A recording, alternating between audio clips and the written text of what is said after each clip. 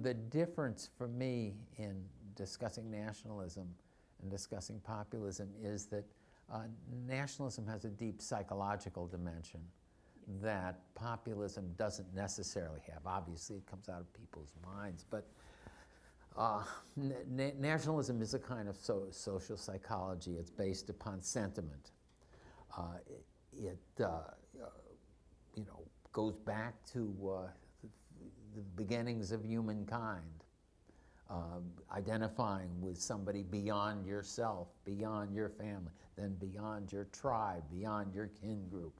And the thing that struck me in thinking about it again was that you really can't begin by typing it as something coming from the right, which is what we came to think of it after World War II because of the Nazis and Mussolini. Nationalism was thought about as something very bad. And when I was doing the populist book and I was in Europe, for instance, the Danish party wouldn't describe themselves as nationalists because that was that would conjure up the memories of Hitler. Well, again, in the United States, we have a different kind of view of it, and it is a more neutral view. And what I see is underlying that sentiment, that the sentiment itself is the basis of many of our institutions. You can't have, for instance, a democracy without a common understanding of a we. And that we involves you're giving power, you're ceding the vote, you're allowing people to determine your fate that you've never seen before, that live, 1,000 miles away from you. That's essential to the idea of democracy. And it's framed within a nation, within a we are all Americans, we are all France.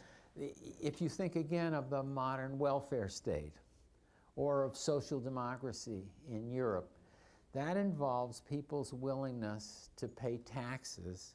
I'm going to pay my taxes to support some guy who's disabled in Orlando, Florida, or some woman in Reno, Nevada who's just lost her job.